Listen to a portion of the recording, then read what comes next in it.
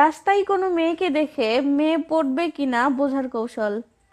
রাস্তাঘাটে বা কোনো অনুষ্ঠানে অথবা হঠাৎ নজরে পড়া কোনো অপরিচিত মেয়েকে পটানোর চেষ্টা করার আগে আপনার অবশ্যই এটা বোঝার ক্ষমতা থাকতে হবে যে আপনি যে মেয়েটিকে পটানোর চেষ্টা করতেছেন সে মেয়েটিকে আসলে পটানো সম্ভব কিনা।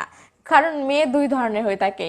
এক ধরনের মেয়ে আছে যাদেরকে একটু পরিশ্রম করলেই পটানো সম্ভব হয়, বাট আরেক ধরনের মেয়ে আছে যারা পাক্কা খেলোয়াড়, এদেরকে পটানো প্রায় অসম্ভব। তাই আপনি যার সাথে খেলার জন্য মাঠে নামতেছেন সে কেমন খেলোয়াড় এটা যদি না বুঝেই মাঠে নামেন তো দেখবেন পুরো ম্যাচ সেলফ ডিফেন্স করতেই যাবে, কোনো রান করতে পারবেন না। আর যদি একবার সাহস করে ছক্কা মারতে যান তো দেখবেন মেয়ে আপনাকে বোল্ড আউট করে মাঠ থেকে বের করে দিয়েছে। ছক্কা তো মারতেই পারলেন না, সাথে আপনার ইজ্জতের পুরো 12টা বাজিয়ে দিলেন।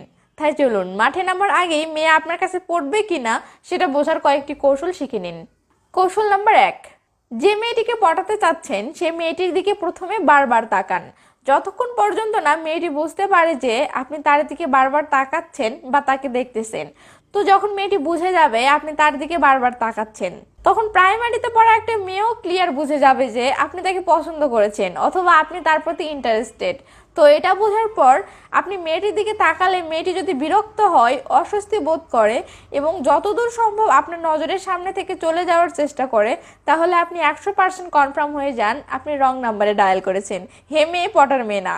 কিন্তু যদি এমন হয় আপনি মেয়েটির দিকে বারবার তাকানোর পর মেয়েটিও আপনার দিকে বারবার তাকানো শুরু করেছে এবং মেয়েটি আপনার নজরের আশেপাশেই ঘুরপাক খাচ্ছে, মেয়েটির হাবভাব দেখে এটা স্পষ্ট বুঝতে পারতেছেন মেয়েটি আপনার এসব কাণ্ডে খুব মজা পাচ্ছে, তাহলে মাম্মা তুমি চোখ বন্ধ করে বড়শি ফেলতে পারো। টেনশন করো না, কনফার্ম হয়ে যাও বড়শি ফেললে মাছ টোপ গিলবেই।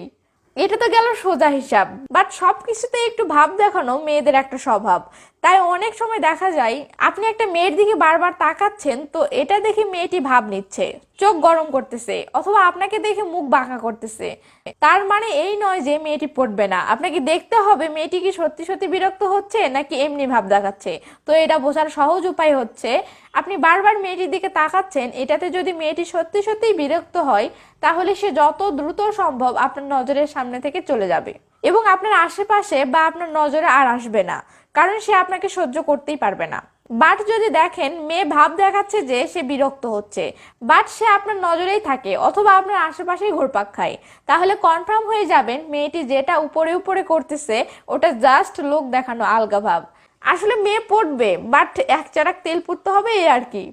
কৌশল নাম্বার 2, মেয়েটিকে যে কোনোভাবে এটা বোঝান যে আপনি তাকে কিছু একটা বলতে চাচ্ছেন বাট সুযোগ পাচ্ছেন না বা সাহস পাচ্ছেন না।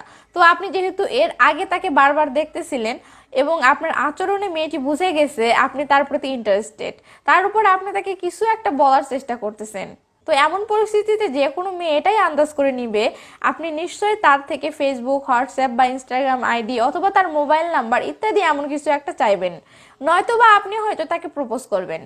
তো এটা ভাবার পর মেয়েটির যদি আপনার প্রতি বিন্দু মাত্র ইন্টারেস্ট থাকে তাহলে মেয়েটি নিজে মন থেকে চাইবে আপনি তার সাথে কথা বলুন। তাই মেয়ে আপনাকে নানাভাবে সুযোগ দেবে বা সুযোগ দেওয়ার চেষ্টা করবে যাতে করে আপনি তার সাথে কথা বলতে পারেন। বাট মেয়ে যদি আপনার প্রতি ইন্টারেস্ট না হয় তাহলে সেক্ষেত্রে এটার উল্টোটা হবে, অর্থাৎ মেয়ে মোটেও চাইবে না আপনি তার সাথে কথা বলেন বা কোনোভাবে আপনি তার সাথে কথা বলার সুযোগ পান। তাই মেয়ে সব সময় আপনার আর তার মাঝে একটা দূরত্ব বা বাধা তৈরি করে রাখবে যেন কোনোভাবে আপনি তার কাছে আসতে না পারেন। কৌশল নাম্বার 3, আপনি মেয়েটির দিকে বারবার দেখলেন, আপনি মেয়েটির সাথে কথা বলার আগ্রহ দেখালেন, তো মেয়েটি এবার অলরেডি বুঝে গেছে যে আপনি তার প্রতি ইন্টারেস্টেড। এখন মেয়েটি যদি আপনার প্রতি বিন্দু মাত্র ইন্টারেস্ট হয়ে থাকে তাহলে আপনার মতোই মেয়েটিরও একই অবস্থা হবে, অর্থাৎ মেয়েটিরও আপনার সাথে কথা বলার ইচ্ছা হবে বা আগ্রহ হবে।